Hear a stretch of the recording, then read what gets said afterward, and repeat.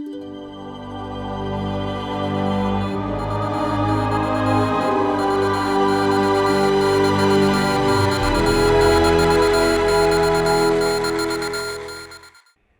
opinions expressed in the following program are those of the producer and not necessarily those of WKTV Community Media.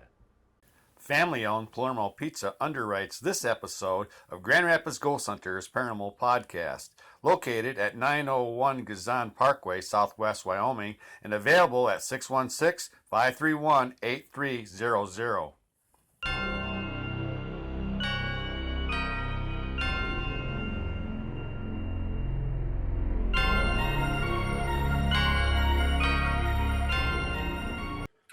Brought to you by WKTV, I'm Wayne Thomas. Welcome to another Grand Rapids Ghost Hunters Paranormal Podcast. As always, we ask that you please keep an open mind about things that you might not easily believe as we explore the mysterious. I have this disclaimer to make about opinions expressed on this program. We all own our own opinions here. My opinions are my own. My guests have their own opinion. They're responsible for that. And my co-hosts have their own opinion. So let's meet my co-host right now. Let's start with a former Ghostbuster. Yep. Hi, everybody. My name is Colleen. I founded and created the Tulip City Ghostbusters for the last couple of years, and now co-hosting with Wayne and Brandon for the Grand Rapids Ghost Hunters Paranormal Podcast. Yeah, okay. And our third member of our panel, Brandon Jose. And Brandon Jose, I've been paranormal guest investigator for about 10 years on a few different teams. Right. And probably 100 plus cases we worked together. At least. Brandon. Right. So now our featured guest shares the same bio as Brandon, actually. She's a podcast host.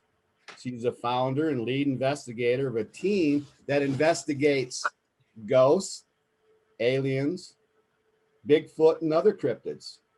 Please welcome Tyra Clark of Arkansas X-Files. Hey guys, how you doing? Hello. All I'm right. excited about this. I'm excited too. I think we're going to have a lot of really cool things to talk about tonight. Yeah, we're going to compare some notes because, like I say, Brandon does the same thing. His team, when him and I were together, we specialized in ghosts. But then now as Kent County Paranormal, they're looking into other areas just as you do. So we'll compare those notes as we go. Tyra, we want to hear, of course, your background. All right. Bio, how you got some inspiration. You might have started at a young age, maybe. All of us did. We all had early influences that got us going. So go ahead and tell us and let us know about yourself. Sure. Okay. So one thing I like to share with everybody is that paranormal has been something that's been a part of my life. Well, pretty much my whole life since I was a very, very young child. Okay. I've had paranormal events occur. And some of the ones that actually occurred, this house that I'm in right now is a house that I grew up in. I'm back in it now, but this particular room, when I was 14 years old, I experienced sleep paralysis. Okay, which was very terrifying. And at the time, so this is like in the 90s, the late 90s. It wasn't a very well-known subject that was spoke about a lot. And I am a Christian. And so, I regularly went to church and everything. And the reason I'm bringing the sleep paralysis in, because I believe that it was something spiritual. Okay. That was happening. When it first occurred, it happened in this very room, which is now my son's room. Okay. But yeah, I woke up. What seemed like I woke up, I could see the shadow of the fan on the wall. But when I tried to move and when I tried to speak, I couldn't. And then I felt this wave of energy that was just like started at the top of my head and went all the way through my body. And when it gets to my chest, I can't hardly breathe. I don't know what it was the first time that I snapped out of it and I sit up and I started crying. Well, it terrified me because I'd never had anything like that happen to me before. So I immediately, started praying. Okay. Cause that's what I was taught to do. I didn't know, was this a ghost or what was happening or at the time, but I didn't wake my grandparents up that night. I eventually did share this with my grandmother because it started happening again. And then she actually took me to, the doctor. So, they had medical explanations for sleep paralysis, of course, that they shared with me, and, the different stages of sleep and the REM stage where most people go, and that's where we have dreams, the rapid eye movement. But there's another stage outside of that where people actually have out of body experiences and things of that nature, deep sleep or meditation. People in meditation can go. And that's what they were trying to explain to me, that basically I'm going into this further step for whatever the reason, say I'm really tired or emotionally stressed, and I'm going into this deep sleep. And then when for some reason, something tries to wake me up, I'm fighting it. So I'm actually causing myself to go into like a panic attack of some sort. So that was the medical version that they told me. And then they actually tried to put me on pills when I was younger. And I ended up literally flushing them down the toilet because I just don't do that. I don't like them. And it kept happening. And every time it was happening throughout the years, it got worse and worse. I started actually seeing figures, like shadow figures. I started feeling like something was touching me. Okay. And one of the worst ones, I actually shared this on Tyra Talks Paranormal, my show, was when I was actually a friend of mine, a very good friend of mine at the time, had a baby, and he had suddenly passed away from SIDS. I typically would stay because they had her and my brother had gotten together and they had a little apartment. And I would typically, when I stayed there to stay the night, I would have the baby sleep on my chest and I wouldn't move or anything of that nature. But anyway, I wasn't there the night that happened. But 2 weeks later, after he passed, I came back to that apartment and I was asleep on that couch. Okay. And it started happening at this point, it happened so much that I kind of knew if I tried to fight it, it was just going to make it worse. So almost try to just relax and let myself just go back into that deep sleep. And that's what I kind of try to do, is try to go back into that deep sleep. And this time it felt like something, touched me on the leg. So obviously, your instinct is to look down. So I'm trying to look down, but I can't. And then it was like, not so much like a physical force. And I don't know if you guys ever had anything of this nature happen to you, but it was like, say I'm a piece of metal and there was a magnet at the end of the couch. It was like this force I felt like was pulling me off the couch. And then all of a sudden I hear this, like, I don't know the words that they were saying, but almost like in a demonic nature, like it was just really harsh. And I knew it wasn't good. So even though I couldn't speak, I could think in my head. So I just, I rebuked it in the name of Jesus. And then I immediately set up. And I have one more story I'd like to share with you guys, because this is why I say spiritual. Okay. Because my grandmother and I had talked about all these things that were happening. And she was like, Tyra, I think that this is, when you're at your lowest times or things are going on, that's when, Satan's trying to swoop in there and, affect you. And, I did have a lot of stuff going on in my life at the time. And obviously after my friend's baby passed, that was very traumatizing as well. But one more story I want to end on a very good note as far as this was that, okay, so a little while later, I'd had this happen again. And actually during this time after that, I heard that voice. I actually have this happen and I actually stopped breathing, guys. And I was freaking out because in my head, I was like, this is how I'm going to die, but thankfully I woke myself up. I could see what was in front of me. I sat up and I took a big gasp. And then one more time after that, I had some counselors and I told them, this is what's going on. This is in my late teens. I said, I'm terrified. Now I told them everything that happened up into that point. And this last time I said, I actually stopped breathing. So is there anybody that can help me with this? So they were going to send me to a mental health facility. Okay. And this is another like touchy subject for me, because it also, I tell people, if you ever experience sleep paralysis, please contact me as we can talk about it. Okay. But anyway, this time I was in bed. It was the night before I was supposed to go see mental health. I had my hands on my chest like this, guys. Okay. It was a twin size bed, and it started happening. I see what's in front of me, but I can't move. And I thought, oh man, because the last time, I'd stopped breathing. So I was like, oh no, I was terrified. But this time it felt like somebody sit on the bed next to me, and it felt like they put their hand on my hand. And then I heard a voice, and it was a very soothing, like it was scary, but it was soothing. And it told me, Tyra, don't be afraid. Okay. And so after that, immediately I sit up. And one of the things my mom used to tell me to do when I was ever in doubt, she said, oh, just open up your Bible, Tyra, and start reading. And, God will show you. And so I started reading, and I swear to y'all, this is the story I read. And I don't know if you're familiar with this story, but it's a very popular story in the Bible. But it talks about Daniel in the lion's den. And it said that, an angel of the Lord appeared to Daniel, and Daniel fell into, Daniel was afraid. And the angel of the Lord said, Daniel, do not be afraid, for I'm with you always. God is with you. And then he put his hand on Daniel, and Daniel fell into a deep sleep. So that's the wrapped up that sleep paralysis thing. I believe that, that was just in my belief. I believe that, God was telling me he's got me. I believe it was definitely a spiritual thing. So that was a big part of my life, was this, it happened all the way up until actually the summer of 2019. I actually had a case of it happen. But prior to that, it hadn't happened since my children were very young, when they were just babies and stuff. So, but I mean, other things, we've lived in haunted houses. This house, is an older house. It was built in 1936. There's been a black mass scene in this house.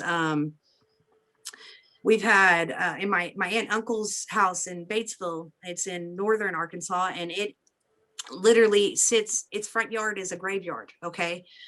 We've experienced very terrifying things there. So my sister and I, my whole family, one where it was so scary that literally me and my sister had gotten our children when they were very young, and we got out of the house and we said, we're not coming back in this house until you guys come and do something. We called our aunts. But yeah, so I mean, paranormal events have always happened, but so what got me into this, right? What got me into this field?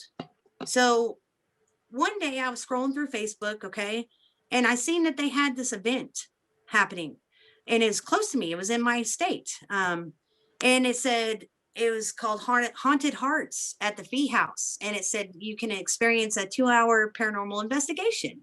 So I was like super stoked about this. I was like, yeah, I got to go check this out. So I went by myself, didn't have any equipment, I got there at the event, and there was another guy that had showed up. He was by himself. He didn't have any equipment either. So we downloaded an app. He did on his phone, a voice recorder app. And we walked around and I asked questions. Well, the next day he sends me the files over, and I'll never forget this. But I was sitting there, had my earbuds in, and I captured my very first EVP. And for you guys watching, yeah, for you guys watching EVP, electronic voice phenomenon, it said that we can capture them through voice recorders.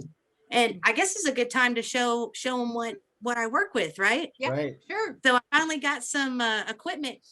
Guys, this is not what a lot of the paranormal investigators have. They have a lot of the digital ones, but I got an old school recorder, and this is my baby right here. This is my Cadillac, all right? It's an Olympus. I'm trying to get it up there close where y'all can see.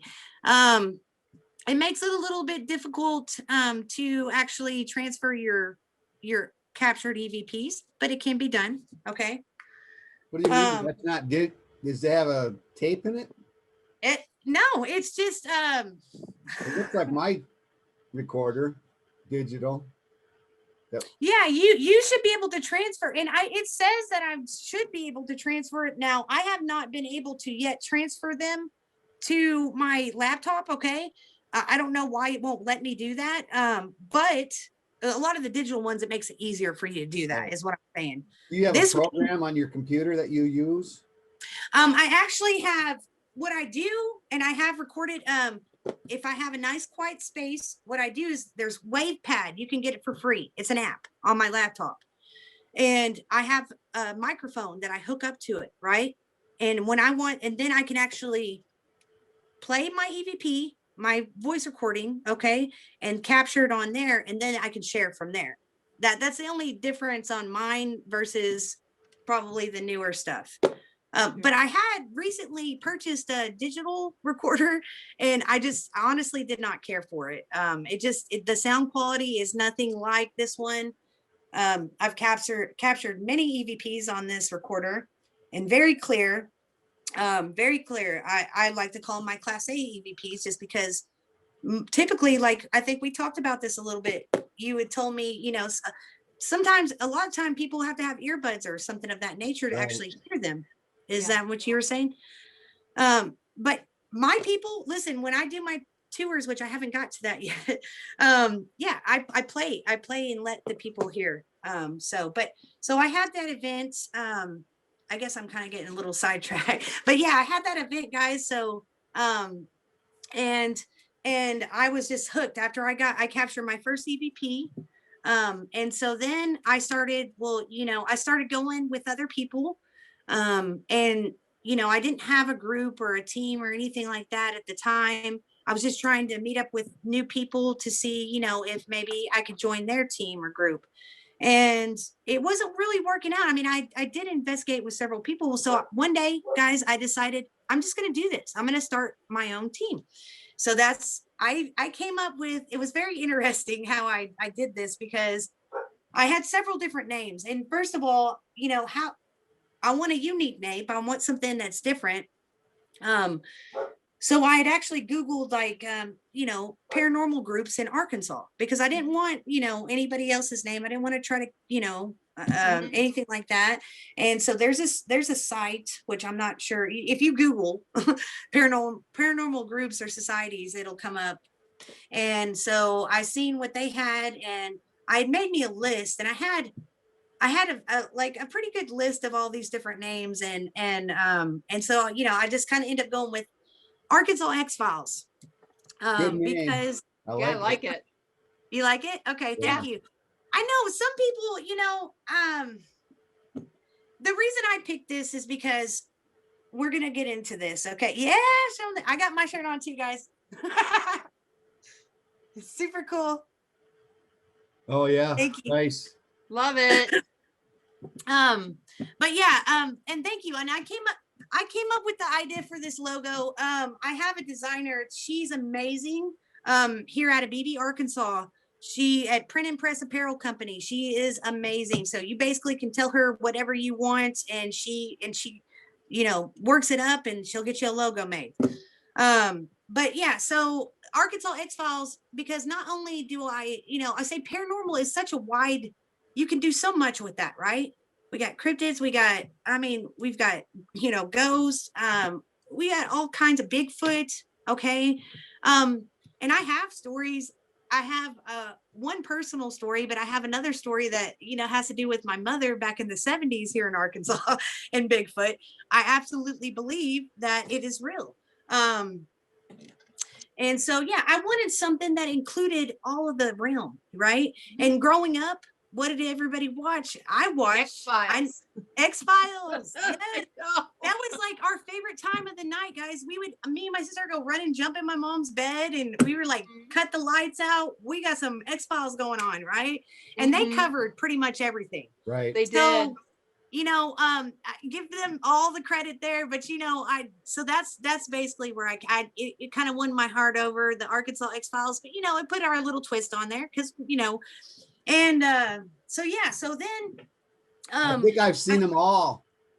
I think I've seen all the X-Files. Let's get these other guys. I've seen them all too. What's the best one for you guys, Kim and Brandon? What's the best X-Files episode?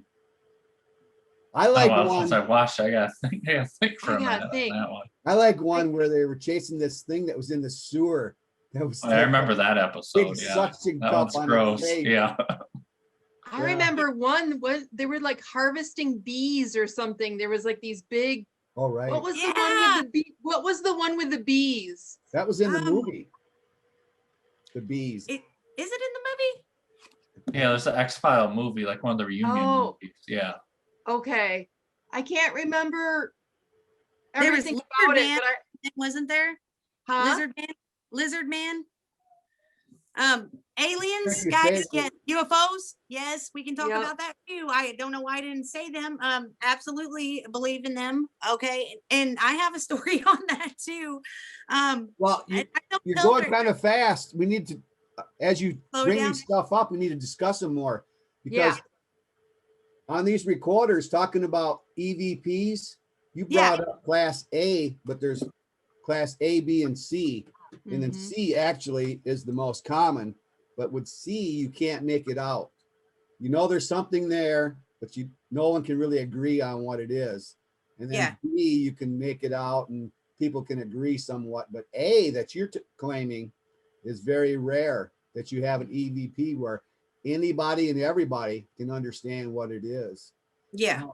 Before we started, you talked about an EVP where they said something about help. Yes. One of my best captured EVPs. We did an experiment. We had this was at the Fee House in Little Rock, and we actually had a couple guest investigators in with Arkansas X-Files, and we decided to do an experiment. And they have two like family areas in the house, and one of them in particular is where they would have that's where they would have their like maybe piano or whatever, and they'd have their sitting chairs, and they would just sit there and relax at the end of the day, listen to their music. So somebody said, well, why don't we play some time era music, right? And I said, yeah, that's a good idea. Let's do that. Let's try. I've never tried that before. I'm all about trying new things, right? To try to get better communication with the spirits. And so we played this music, and I'm telling you guys, they talked. It's like they were talking the whole time. And one of the EVPs that we capture, it says, I asked if a specific spirit was there, a male spirit. And he says, while this music is playing, and I don't know if the vibrations or what something enhanced this for them, or the location, the time era music, what it was that triggered this, but there was so much communication. But I asked him, are you one of the male spirits, are you with us? And he says, I'm behind you. I am behind you. I am behind you, like that. 3 times he repeated that. And at the end of this, we get almost two feminine voices that say, help us, we are lost. And that is something that it's very personal. I'm very, very much drawn to the Fee House and to the Fee family that's in that house. Okay. The spirits, because I want to help them. And guys, I told you I haven't, so Haunted Hearts of this year, that event would be my year. So that just passed. So I've literally only been in this field for a year, but I can tell you some of the things that I've picked up and some of the knowledge I feel like I've obtained is well beyond my years. Okay. And spirits actually communicating with me. But I promised them that I'm going to help them, and if I can't do it, I will find somebody to help them. So I'm Is very that your passionate. mission? Your Do what? mission is basically to help. Yes, that is it. Basically, I do residential cases as well. I've done 3 residential cases, and they've all been, I would say, successful. The last one, which was, I had to go back because, and I was telling you guys a little bit about this one, but I do, upon request, guys, I do cleansings, okay, with sage. And this was a pretty big house. It's an older house too. It was 2-story, and we had went through there and saged this entire house. Okay. And I always say the Lord's Prayer when I'm doing cleansing. Okay. And other people have different beliefs, and that's fine. In fact, my team members on my team, we all have different beliefs, but that's what I do. Okay. So we'd actually walk through this entire house, but the one spot that I did not do and I forgot to do was their closet, the family in their master bedroom. Okay.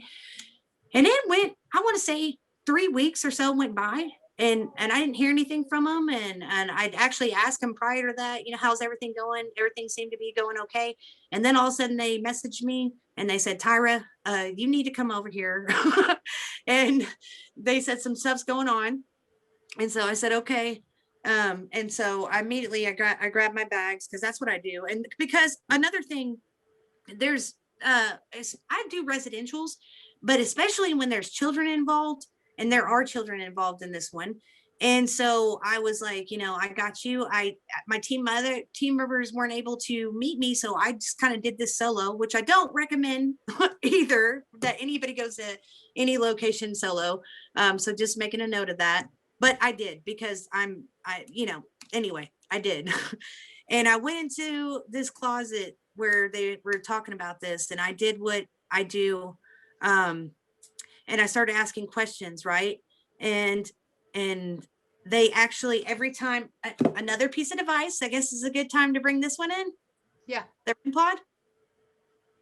Oh yeah, I've seen those. Yeah. Brandon, anybody on your team use one of those?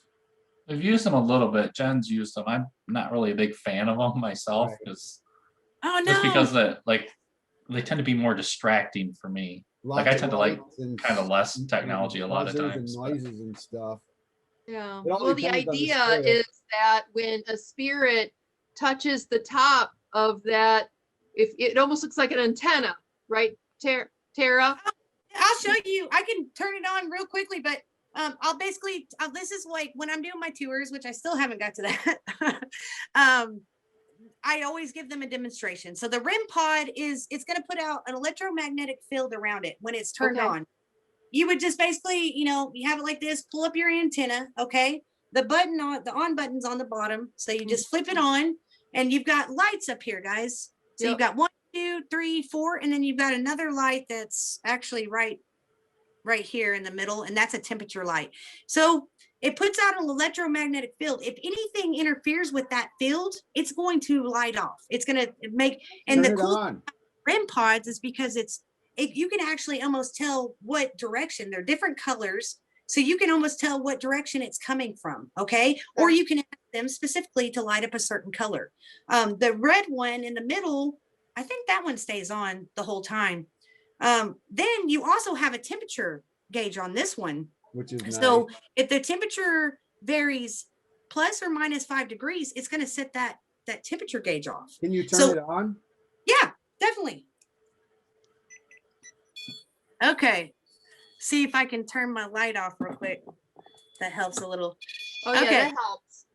Oh, Yeah. So I'm holding it. So it's going to be hard to try to demonstrate, but Right. try to see how the different lights. Mm-hmm. Okay.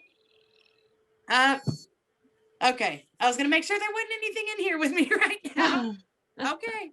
No, Oh, that was me. But yeah, that's it. This is actually, I love the REM pod. Well, I think I like to take that, put it in some place that you think's a hot spot, and have have your camera focused right on it. Yeah. Or sometimes I will use, like, it depends if I have Trigger object. some kind of a child ghost, I'll Yeah. bring some bait. Or you know what I think makes good bait? What's that? Women.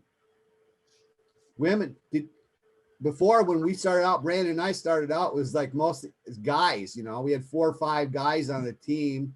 Yeah. And I think we were missing out, because some ghosts, if it's a female spirit, maybe that was in a brothel, like we talked about before we went on camera, Yeah. or it's a child spirit, they might be attracted to a motherly type person Mhm. more so than 3, They 4 wouldn't melt. Yeah. rugged guys. So yeah. Well, I think and it's- the pervy guy spirits as well tend to be more Yeah, you attractive. gotta- oh yeah, Some of the female in some of our cases we've done. So you Yeah. might pick up an incubus or a succubus. yeah. Tyra, when you started out, the things you talked about seemed kind of dark. Those stories you were telling when you were young. You Yeah. you think that was some kind of a dark spirit?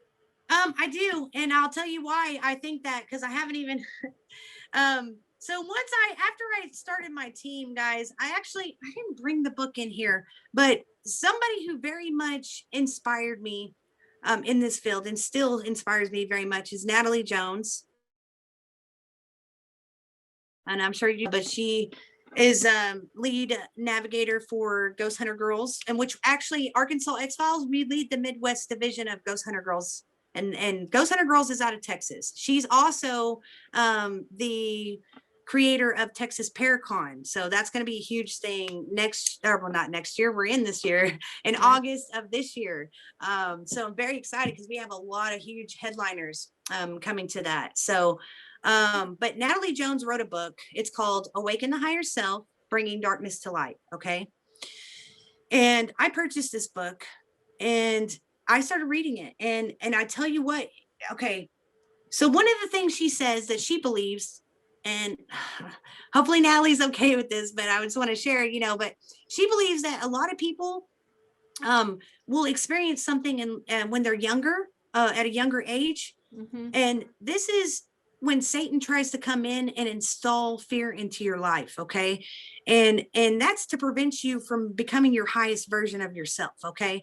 So for whatever the reason, I believe that was what he was trying to do to me as a young child. He was trying to install fear in me because he knew what I was capable of doing in this field, okay? And I like I said, I don't judge anybody, guys. Everybody has all different kinds of beliefs in this field. And, these are my own personal beliefs. But I absolutely believe that God put me in this field for a reason. And talking about the passion to help people that are experiencing things that, are unexplained. They feel like they're lost. They don't know what to do. Well, I'm the person they can call up. It's here in Arkansas, surrounding states. I love to travel. So, if it's within my means, I will definitely make that happen if it has children involved. But yeah, I absolutely do believe that's what that was. And reading this book, I kind of had this, I guess you'd call spiritual awakening through that as well. Yeah, I think that they are going to pick on somebody who is maybe weakened by certain conditions in their life. Yes. That's when the dark forces will come in. I know Brandon can tell you, we've heard help a whole lot. Yeah. Many times on investigations, different forms of help. And we try to get him to repeat it, of course. But another thing that we hear is get out. Yeah. I haven't heard that yet. I've been growled at the Crescent Hotel. That's another famous place. We actually it was captured on, and I'll show you this. I don't know where that's at exactly, but this is just a 2K. It's got night vision. It's just a camera. Okay. Yep. And we had this set up in our hotel room, and we were actually getting ready to go get us something to eat.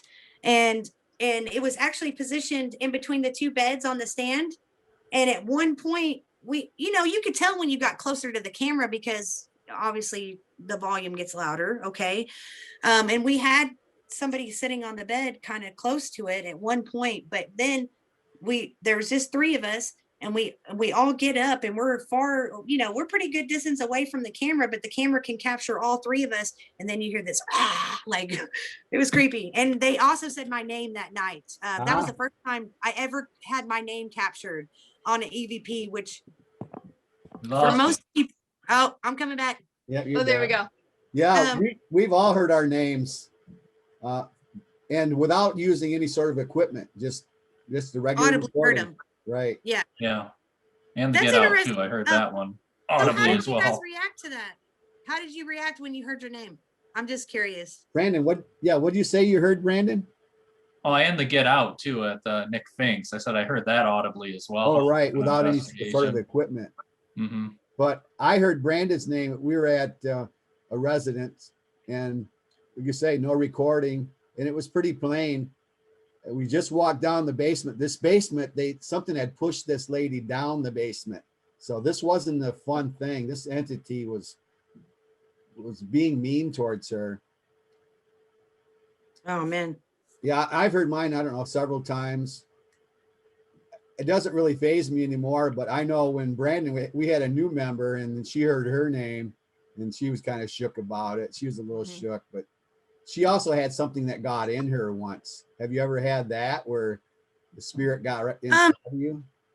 No, no. I set my intentions, and this might sound very big headed, but I set my intentions very clear. In anytime I go into a location, I let them know that they are not allowed to touch me. They're not allowed to use my energy. They can use the energy from my devices to communicate or other sources, my phone. I don't care. But you know, I told you I have a location coming up that I think it's going to test that theory that I have, but it's more of like a belief for me. So, but no, the first time I heard my name spoke, and most people I think would be terrified, but I actually went on a solo mission until 3:30 in the morning by myself, took my camera and walked around the hotel, outside the hotel. And you know, I captured a little bit of stuff after that, but it was just like, okay, you know, I don't know why I didn't stay in the room, but it was like something was just driving me to be like, you know, okay, you said my name, so what is it that you want to communicate? You know, kind of like, what is it? You know, and it's been now 4 other locations I've captured my name through EVPs being spoken. The Fee family have said, Tyra, they told me they lie. They've told me this is a whole nother thing as far as the Fee family, because there's something other than helping them, which that's the main thing, is helping them. I'm sorry. Yeah, you really have to be careful about deceivers, ones that will Yeah. lie to you. They'll portray themselves as something other than what they really are. For a little girl, they'll be a little girl, Mhm. whatever they think might appeal to the person that they're Yeah. around. You've Yeah, seen for that. sure. Yeah, and you know, and that's, well, I don't think anybody really ever knows who they're talking to. I mean, literally, you know, it is very tricky in this field like that. And but I honestly do believe that when I'm communicating with the Fee family, I'm communicating with them. And you know, I think that they want their story. That's another thing that I'm really big about and passionate about, is sharing these spirit stories, because it's important. It's just like their legacy, you know what I'm saying? So at these haunted locations you go to, a lot of them, you're going to get the history, right? Okay. And so it's kind of like what I say, you know, you can never go. I don't believe you can go to a location one time and have it all figured out. You just cannot do it. Okay. Right. You can't. You've got to go several times. So, you know, not talking bad about anybody, but maybe there's somebody who comes to a location maybe once or twice, and they then start to share a story about this. So it's kind of like the game of telephone. It gets all twisted, right? And I think that's kind of what has happened at the Fee House a little bit. And even in some of the history that's told, you know, during the tours, which I've spoke to the owner about this, I don't think that the Fee family is very necessarily happy about that, just the way it's put, you know? And so for me to be able to try to communicate their story is very important to me as well. So that's another, it's I'm gonna a little bit unique with that, with my investigating, you know. As Grand Rapids Ghost Hunters, we would try to get in at least a minimum of 3 times. You start out with the interview, then you come back and investigate, and then you come back again and reveal Yeah. you might have found for them, and then come back and then sage and bless Right. the house. You know, we would work with the minister. I would sage, he would bless. We've seen some weird things happening there. I've had dogs that were biting me the whole time I was saying the prayers and stuff. I say the prayers. I like St. Francis because in that one, it's like you're asking to be an instrument of peace. Yeah. Well, I'm trying to bring peace to the dead, peace to the living too, really, because Yeah. if you're living with a ghost, there might not be a whole lot of peace in your house if they're up night after night, 3 o'clock in the morning. Yeah. But yeah, I use prayers. I think that's the way to go. I use white sage and White sage. Yeah. Palo Santo wood. Yeah. I've adopted that after talking with more people. Brandon doesn't like the smell of that white sage at all, but he can stand the Palo Santo wood. No, I get too much of the sage. It starts making me nauseous. Like Palo Santo wood doesn't do that. That's why I personally like Palo Santo wood better. Yeah, he's seen too where I'm going around with this smoke and the mice. It's like are hopping in front of me. They're like exiting the room, and then we got one girl that's screaming at the same time because she doesn't like mice. But Well, you sent them towards her. Yeah. oh yeah. So have you come across some creepy stuff? I know we've had bats. I've had bat right in my face before. Brandon got a kick out of that when we were at the museum. I was so disappointed because I just turned my camera off because I was packing my gear up right when it happened. And I hear him screaming. I'm like, Wayne, did you just see a ghost? No, a bat just flew up my face. Yeah, I can share a little story with you guys, which I have not. The big reveal on my investigation at the Old Park Hotel. I have not revealed that yet, but I can share a little something with you guys. Oh, you let That's the very, cat out you of the bag. Do what? It's a spoiler alert. Yeah. Well, Okay. this is a good one. And you talk about creepy things, right? Yeah, right. Yeah. So I live in Arkansas, but I actually recently went to the Old Park Hotel in Ballinger, Texas. Okay. If you've never heard of it, I suggest you guys Google it. It is very, and one thing I want to say about Texans, okay. Texas has a lot of haunted locations, but the from what I can see is a lot of them, they really like their haunted dolls. Okay. Oh, The Old Park Hotel is full of haunted dolls. Just creepy dolls. I don't have to say they're all haunted. Okay. Creepy dolls and mannequins. Okay. Creepy mannequins. They actually have in the toy room, they have a Slappy, from Goosebumps. Oh yeah. Yes, they have him.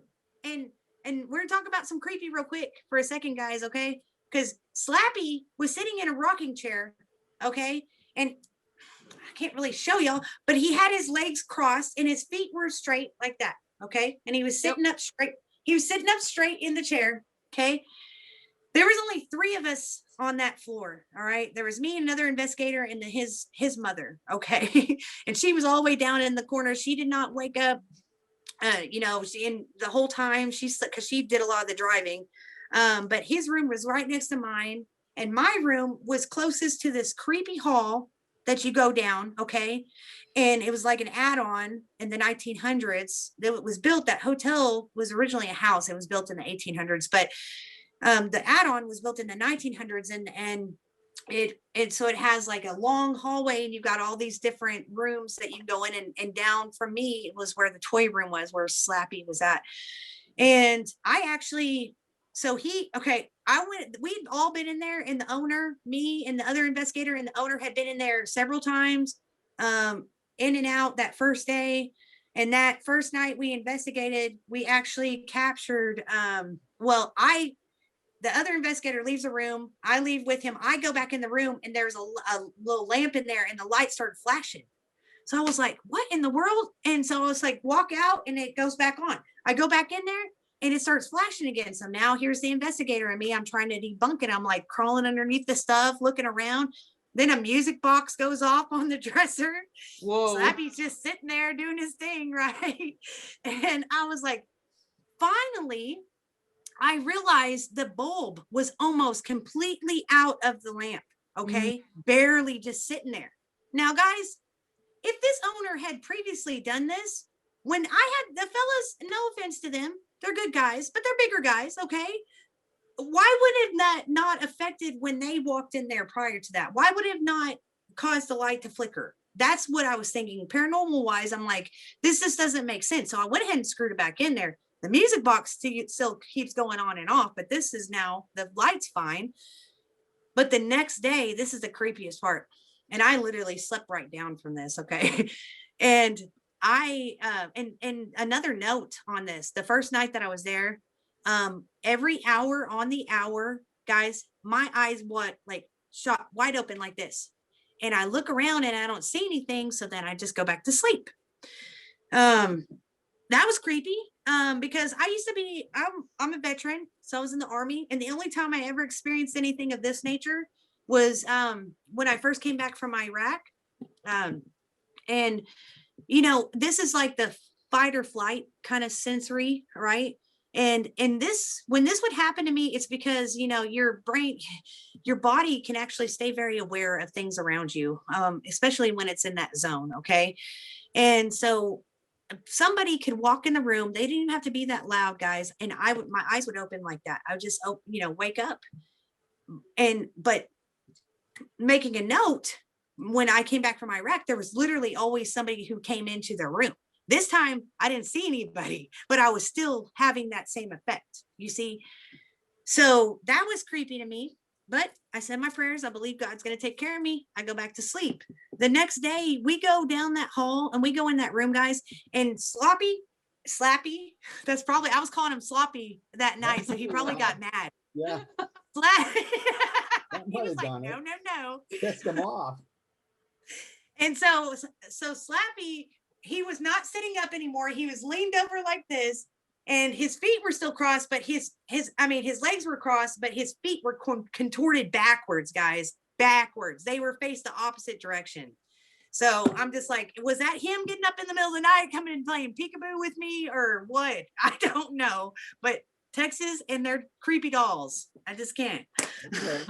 Yeah, dolls they do have a creepy thing about them. Yeah. The creepiest, I think, EVP that I ever heard was a little girl's voice, or something about when you hear a child's voice, Yeah. voice, and it was at an incredible museum. It's like a castle, all built out of stone, slate. And then the EVP was, "Mommy, I'm scared." Right at the end, as we were packing up, getting ready to leave. Yeah. We went back there a few times, back to the library, and then our friends investigated the same place. Come to find out, they had hidden something in the building that we didn't know about. It was like a time capsule. And when we were there, we didn't know anything about it. And they made a weird thing when the guy donated the building, it was under a condition that it be maintained as a library for all time. And so, I mean, that's like unfinished business there. So right. He died, and then they brought some museum stuff in it. So I don't know if it was his spirit. He was still watching over it, but there was a lot of different spirits in there. And we tried to figure out, and I think this is a big thing, residual haunting, Yeah, or an intelligent haunting. yes. Is that the two categories that you put your ghosts into? Yeah, I mean, because you know, like I said, I don't think anybody's an expert in the paranormal field, and I am by no means an expert. But from, you know, from what I have done investigating, I do believe there are two types of energies. Okay, and residual is something that I think is okay. For example, like you might hear walking the same time around every night. So say around 1 o'clock in the morning, they claim to hear walking, you know. So that more, I think, believe that is more like residual. Intelligent is where we are specifically asking them questions and they're intelligently answering us back. Mhm. Okay. Yeah. So that makes it intelligent. Yeah. Yeah. To me, that's the more exciting Yeah. thing. Yeah. Right. I mean, you can go to Gettysburg and hear bombs going off, and you might even see soldiers marching, but they're not going to look at you. Right. They don't know you're there. Yeah. You got anything like that going on in Arkansas? We actually have, okay, so here, I haven't been to this place yet, but let me tell them real quickly what I do at the Fee House as well, because I didn't mention that and I keep talking about it. Yeah. And this is the lead off of that. But I also, guys, at the Fee House, the owner, he got sick after about a year of owning this house, the Fee House. And to help him out, because I had been there so many times, I volunteered to co-host and lead tours for him. And throughout, I love doing it because, you know, like I said, I will take the people that come to these events. They'll get to hear the history. I get to take them to the places where these events happen. I get to take them to hot spots to where we get a lot of evidence. And I teach them how to use how to use equipment, paranormal equipment. Okay. And I let them be a part of that in investigating, very interactive. I think that's very important because I believe that everybody has, abilities. I do. And I think the best tool that we have is our own selves. Right. And I tell them that you got to be paying attention to, how your body feels like and you can freak yourself out, right? And the human brain, and especially in a lot of pictures, you got to be careful when people are like, oh, I got this in a picture. Okay. Because our brain automatically wants to try to make a humanoid figure out of these different shapes, right? It does. It's just that's science. Okay. But seriously, like when you start to get the one thing I notice that when I'm starting to feel a presence is I might get the chills, the tingles. Right. I call them the tingles. Okay. I'll get them. In fact, when I was doing that one investigation by myself in that closet, I had tingles like going up and down my spine. So I knew there was something with me there. But yeah, just being, and I think the more open you are to this, to the field and the paranormal. Uh-oh, you lost me. Can you still hear me? There we go. Yep, we're good. We're good. So do you have psychic mediums on your team? Well, okay. So not specifically on my team, but I actually have one that I'm closely working with. And I have to tell you guys that prior to meeting her and well, of course, Natalie Jones, but as far as psychic mediums, and she does this, she's been doing this. She's a year older than me. So she's 39. She's been doing this kind of stuff since I believe she was 16. I think she told me. She's very professional, but she did a remote viewing for me at the Old Park Hotel. And she did one here recently at the Fee House for me. And then after she shared what she shared, and the thing about her is she doesn't want to know any information about the locations because she doesn't want that to taint or, to, mess with her reading. And, but she was right on stuff, guys. And okay, you could say, well, she lives in Florida. I'm in Arkansas. Maybe she did some research, but I'll tell you what she did do is after all that was said and done, she said, okay, something's coming up. Something else is coming through. And I'm sorry, this is just how it happens for me. And she shared something with me, guys, that nobody else would have known. Okay. This is something specifically that happened to me in Iraq. And nobody would have known this. Okay. Nobody except for my close personal family and a couple comrades. Okay. And so for me, I'm a believer. I'm absolutely a believer. And she and I actually will be doing, she's going to be flying in, not this weekend, but next weekend. And, so yeah, there's something that we're going to be doing at the Fee House. Okay. So I can't really talk a whole lot about it just because, for privacy reasons, but yeah, but she's definitely, and I do believe, yes. So I would say she's on my team because she's like, it's going to happen. And we have big things planned for the future. Hopefully you guys will get to see a lot more of her. So yeah, for sure. To see more of you too, because there's other things we haven't even started to discuss. I always research for my guests. This is the research I did for you. Yes, I love it. I love this movie. I was laughing through the whole thing. And as a paranormal investigator, some movies I can't stand, like Poltergeist. It was just too far out. But that one was funny. I love the way they did it. Yeah. Was that the newer one with Melissa McCarthy and stuff? Yes. The female version? Yeah. Yeah. Yep. Paranormal and female paranormal. What is that? That's a Bigfoot call. Yeah, that's a Bigfoot call. Do you have a Bigfoot call? Because I know you. No, but you know what? Actually, I might actually have a Bigfoot call. I'm all about. Okay, we have a little campfire set up in the back, a little fire area. And the other night, I cut a tree down, guys, with a chainsaw for my very first time. Very exciting stuff. Okay, so females, you can do this. Okay, you can do it. But yeah, so I actually had this huge chunk of tree in the middle of this fire, and I had another piece of wood, and I knocked 3 times, because they say you knock on wood, and my sister was like, cut that out. I said, no, man. I mean, if he wants to come and chill, because guys, I don't know if you see the weather in Arkansas this past week, but it was cold. We got so much snow, like we've never seen this in our whole time here. It was ridiculous. Now, Arkansas, you have the Mississippi River as one of your borders. Yes. And one of our Bigfoot guys claims that's what Bigfoot, that's where they're at. They're down in the rivers. Yeah. That's what he claims.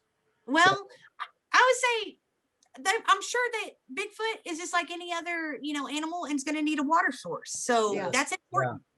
Okay. That's what makes Um, Michigan good, because we're surrounded by fresh water, and more than half of Michigan is forest.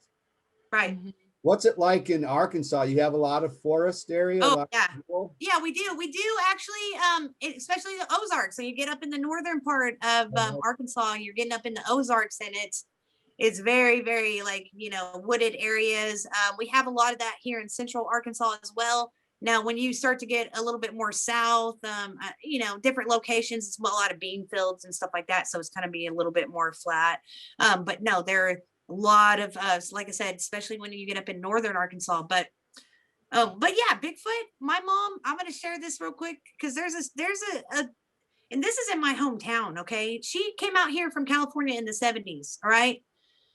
A bunch of her friends, she was like 17, they were like 16, 17. They piled up in a truck, right? Okay. And they're on this back road here in Beebe.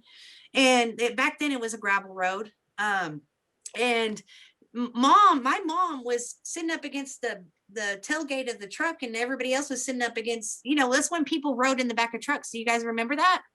Oh, sure. Yeah. Yeah, we did that. Yeah. But anyway, so she was actually the only one that was sitting up against the tailgate, and everybody else was sitting up against the bed of the truck. And she said, all of a sudden, out of nowhere, she said her friends were like, their eyes got so big. And mom said she turned around and she scooted her way all the way back up against the bed, and they started screaming at the drivers, "You better go." She said, that's the only way she could describe it, was it was a tall, hairy, I think she said around probably 8 foot tall. And it was just covered in hair, running on 2 feet, 2 legs after them. And a bear cannot run that fast, and nor do they stay on their 2 feet that long. Okay. So, now that's her story. And I share that because she has a lot of her friends that come over, and I've asked them the same story, and they've told me the similar story, basically, that this happened to them. So they verified that. When we lived out in the country area, we actually, one night, it seemed like if you had Mama Bear, Papa Bear, and Baby Bear, but this was Mama Bigfoot, or Daddy Bigfoot, Mama Bigfoot, and Baby Bigfoot. Okay. They were walking upright, 2 legs, hairy, look kind of from a distance, look like a bear maybe, but they were walking together across the field, and my whole family, including myself, witnessed this. Okay. So that was creepy. What do you take with you if you want to go for a Bigfoot? What's in your Bigfoot kit? Well, honestly, okay. So since I'm so new to this, I've basically stuck to the ghost part of it. Right. I think if I was going to go look for a Bigfoot, okay, I'm just going to go to a wooded, like an area where there's not a whole lot of people. Okay. Wow. I was actually in Northern California in 2019 and 2018. Okay. And that's some of the best Bigfoot sightings. Area, right.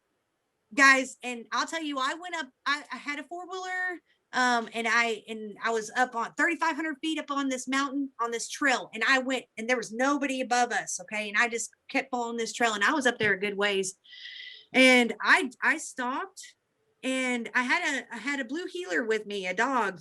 And when you get that creepy feeling, like I felt like something was stalking me, like something was watching me. Now, this could have been a mountain lion. It could have been a bear. It could have been anything of that nature, but I'm telling you, something did not feel right about this.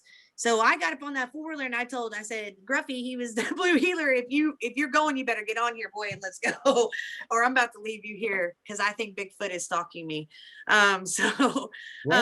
Brandon trained up in the Upper Peninsula of Michigan. Yeah. With Rick Meyer. That's what they do, is they train people. Yeah. We are going to have him on the show. I love talking Bigfoot because there's a lot of Bigfoot people out there. Really. Yeah. Here's another.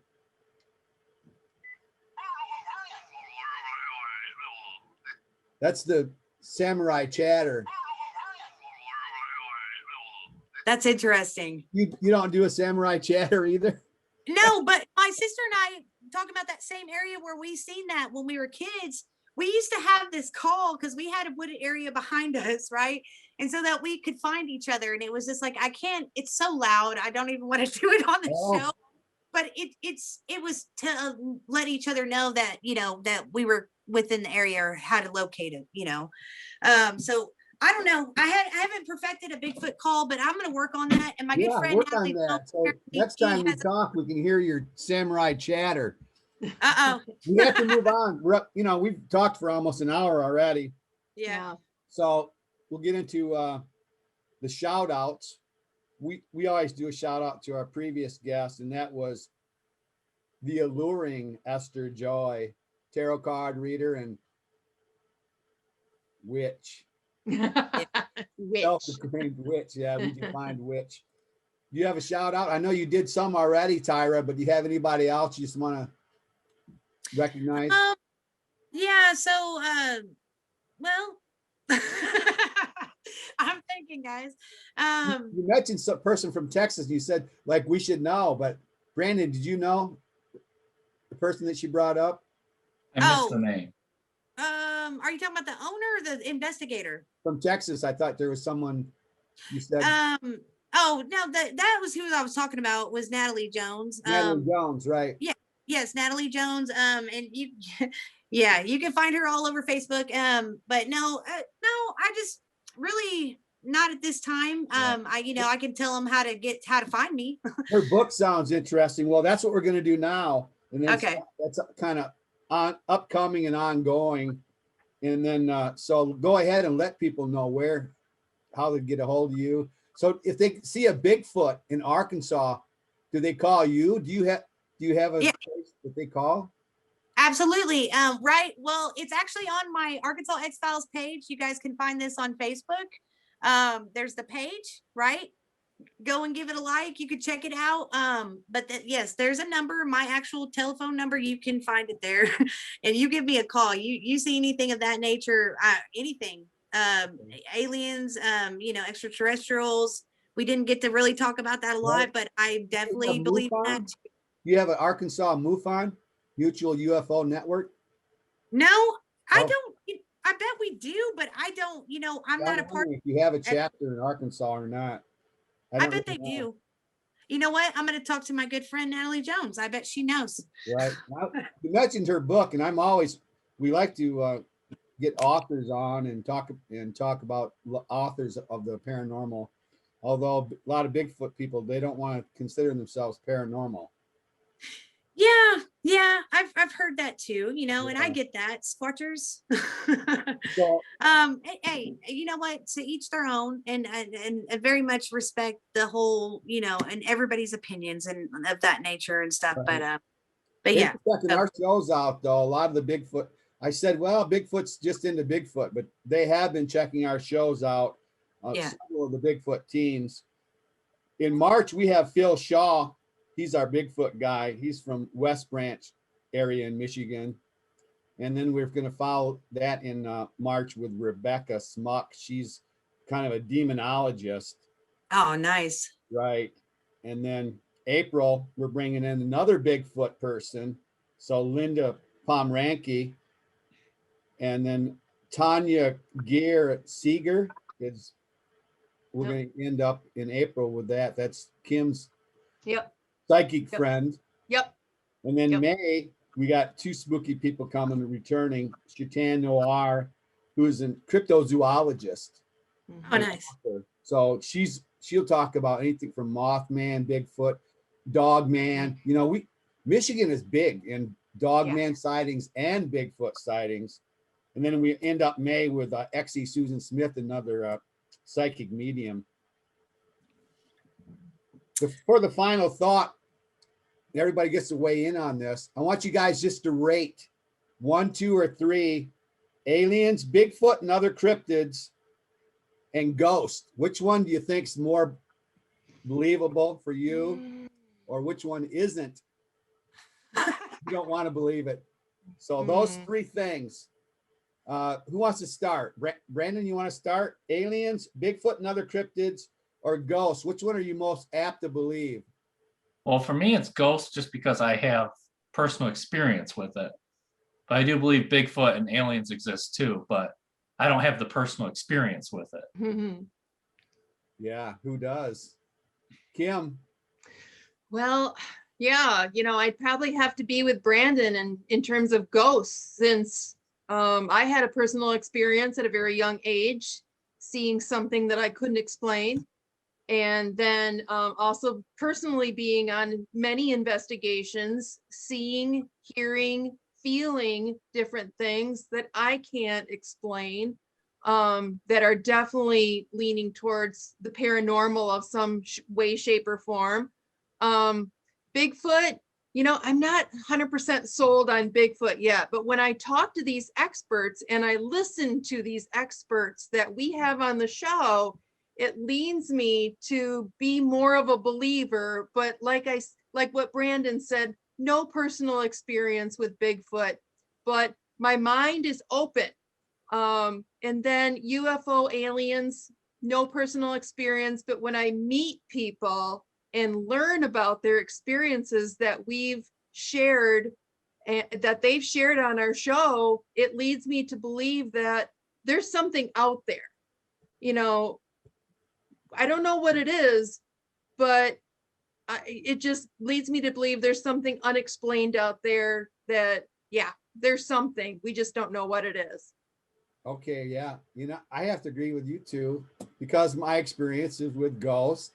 My grandfather hunted ghosts. I believe his stories 100%. Well, he dug up bones, 3 different times, and then had to bury them properly and say the few words over him, and then the spirit was at rest. But I'm open. I ask people to be open-minded in the beginning of the show. We do that every time. Well, Tyra, your screen had locked up. I don't know if it's came back yet or not. No, I think we lost her. Yeah, I don't see her at all. It's not responding. I think she's completely gone. Looks like she's gone. Huh. Well, that's not good. Oh, coming back. Okay. Her Other mute than, button's on though. You gotta get your unmute. Mute. yeah, Yeah, You're she's on mute. muted. Her mic's muted. and inverted, Tyra. Okay, here we All right, go. now you're back. There you we go. can All hear right. you. Yeah. Okay, We you can can do with hear this me. All dual. right. I apologize for that, guys. So Okay. So you my research opinion, all this stuff. So yeah, how do you feel about this? How do you rank them? right. Well, number 1 would be paranormal, just because like you guys said, I've had a lot of with spirits, ghost experiences, a lot more with them. I want to say number 2 is going to be extraterrestrial. Okay. Okay. Because I've actually, we didn't get to, I know I talk way too much. We're going to have to do another episode. Okay. But we like that. Yeah. But yeah, no, I've had experiences with them as well. And a few different times, and actually seeing things and of that nature. And Bigfoot would be number 3, because I absolutely believe that Bigfoot, Sasquatch, he has many names, is real as well. And I've seen him. Yeah, I was wondering if Arkansas had their own pet name. I think we just call him Bigfoot. Yeah, Okay. Kentucky has Yeah, they got all kinds of weird names for him and stuff. Bearzilla, something that they've been seeing over there. There's the Ohio Grassman. Yeah. Yeah, everybody has their own pet names, I think, for pretty much the same thing, though. Right. That's it. We're going to get into the inspirational thought. That's the last thing on the show. My inspiration came off of Facebook. It was something that my sister posted. My half sister posted this. She's a real spiritual warrior, more than any of us. I'm afraid she's into it. She's fighting the battle. But this is what she posted: train your mind to see the good in everything. Positivity is a choice. The happiness of your life depends on the quality of your thoughts. So I think there's a lot to be said there. Positivity. It's like seeing the glass half full, Yeah. half empty. That's our choice. I got my COVID vaccine today. So Yay. I don't know if Yeah. we're halfway to solving this thing, but at least I'm halfway at being vaccinated. I got my first shot, so I think we're on our way. I think it's going to take training ourselves to be positive, because this is not positive things that are happening around us at Right. all. Yes. So I think there's a good message there. Tyra Clark, Arkansas X-Files, very spooky. Very spooky start. I like those stories. And you're right. We're going to talk again. Yeah. We are I'm looking gonna forward to it. Yeah, we have not covered ghosts pretty well, but there's still a lot of things that we have to say about ghosts too. Hey, I'm going to set up a Bigfoot investigation after this just for you. Okay.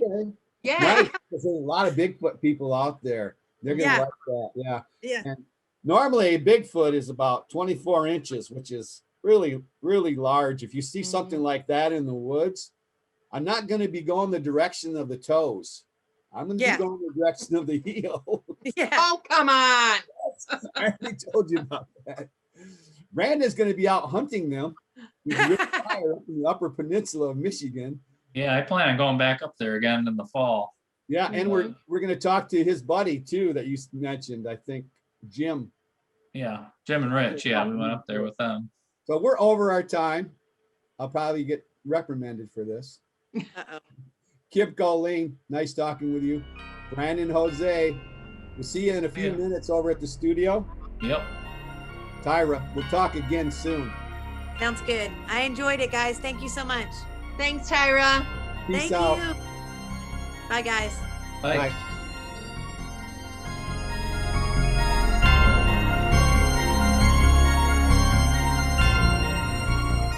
Family-owned Palermo Pizza underwrites this episode of Grand Rapids Ghost Hunters Paranormal Podcast, located at 901 Gazan Parkway, Southwest Wyoming, and available at 616-531-8300.